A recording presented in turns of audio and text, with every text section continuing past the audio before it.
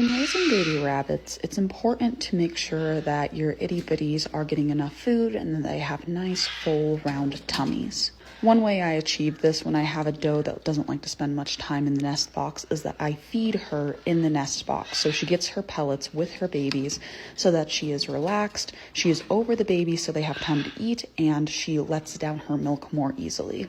It's also important to keep in mind when raising these animals that mom needs to stay in condition. We need to make sure she doesn't lose too much weight, both in the pregnancy process and the milking process, because that is really hard on that small body. It's also important to make sure your rabbit has access to water.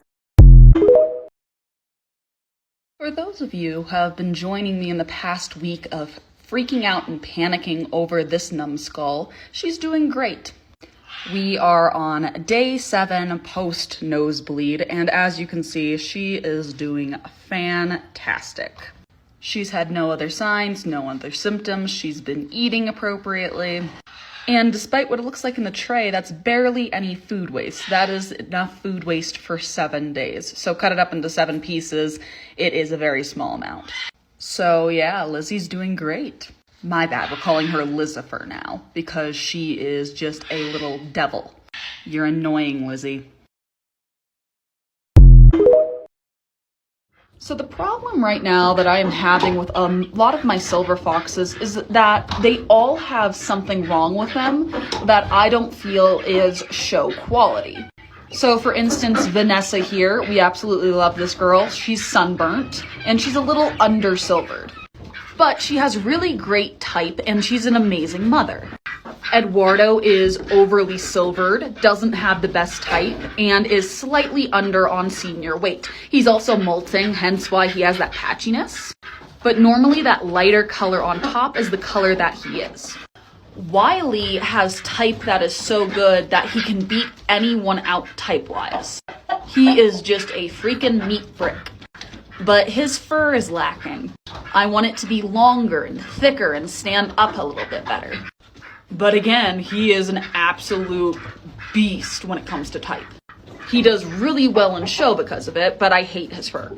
Absolutely loathe it. And then I just wanted to show off Freddie and Mercury here because they are new silver foxes that are just my little itty bitty babies we're looking at keeping and growing out.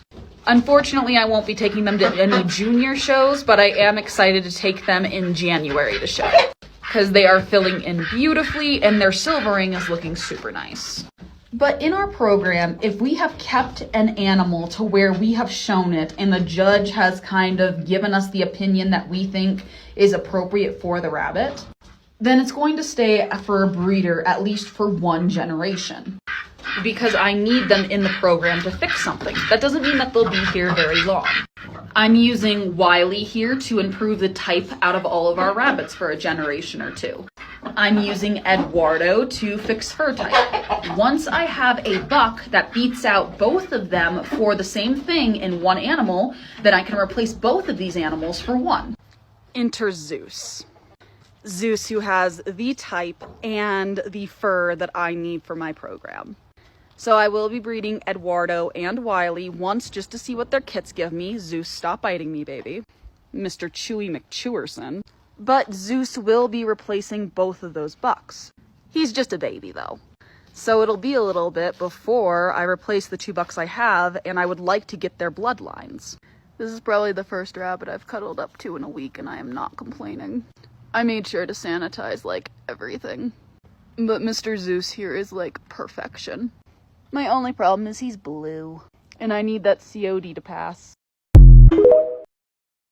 So this is kind of boring when it comes to awards. These little yellow pieces of paper are about it for a lot of sections of the show.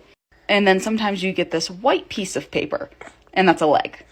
Some of the junior shows or the larger shows will do ribbons, but most of the time this is all you get. And then sometimes if you get like best of show, or if they have a large enough showing for a certain breed, you'll get a little handmade gift. Sometimes it's a carving of a plaque that says like best of show. Sometimes it's like a little tote bag. Sometimes it's like little felt made bunnies. They're just like little knickknacks and like mementos. So it's nothing like extraordinarily huge. As an anecdote from my own barn, I can tell you that I don't see a problem with any of this stuff in blues because it's not necessarily recessive enough. Where I do see it though is with my lilacs. And it's not necessarily allergy issues. A lot of times my lilacs are runts, or they're smaller than the rest, or they have trouble gaining weight compared to the rest of their siblings. And then I also notice with my lilacs, they can have a problem with density in their coat.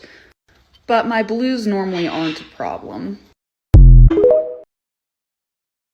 If y'all follow me over my YouTube channel, you'll know that I asked y'all to go over there and name these two hooligans. And we have decided on the names Queen for the solid chin and Princess for the broken chin. So I'm going to get their pedigrees updated, get them named. But I do think that this implies a very dark, eat the rich kind of moment. And I'm kind of here for it. I would love to hear the opinions of my other friends who are breeders on this, but I will also give you my opinion.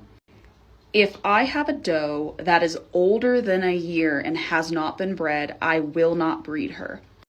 And it has nothing to do necessarily with weight, so to speak, because a rabbit can be in a healthy weight category, and if she is over that age, I still won't breed her. It has everything to do with how hard it is for a first breeding on a rabbit past a certain age. For instance, if a rabbit hasn't been bred before a year, we worry about the babies being able to pass through the birth canal and the hips. Not to mention, it's easier for a rabbit who has been bred young to continue breeding as they get older. To start a rabbit off so late in their life as breeding, it can be detrimental to their health. It could be harder for them to produce milk, and they could have trouble regaining condition after they have those babies. If it were closer in age, like your rabbit was a year and a half breeding them for the first time and they were a giant breed, such as a Flemish, I'd say go for it. But 5 years, in my opinion, seems like a little late in the life cycle of a doe to try to start breeding them. But again, I'd love to hear from some rabbit breeder friends, and I'm going to tag a couple down below to see what they think. If we're talking from a first-time perspective, you want your doe to be at least 80% of their adult weight. For minis, that can be as early as 4 to 5 months. Commercial breeds, 5 to 6 months. Giant breeds, I would wait about 8 months or more. If you're talking from a perceptive standpoint, what you're going to want to first do is look at the rabbit's parts. If they are red, almost purple in color when you press down on them, that means she is going to be more receptive to breeding than if they are a light pink color. Also, when you throw the doe in with the buck, you are going to see that she puts her butt kind of up against him and lifts for him. And a lot of does will either chase the buck around or will present her back end to him immediately. If she's running around squealing, she may not be ready. With that being said, if you are having trouble breeding a doe, I do have quite a few tips and tricks that you could try out. I'm now growing pumpkins. Lots and lots and lots of pumpkins. I guess I'm a bit of a pumpkin goblin. Odds are you haven't really seen Gigi, and that's because I don't show him very often on this page. And this is the reason why you don't see him often. Gigi is not in the barn. He lives in my daughter's room.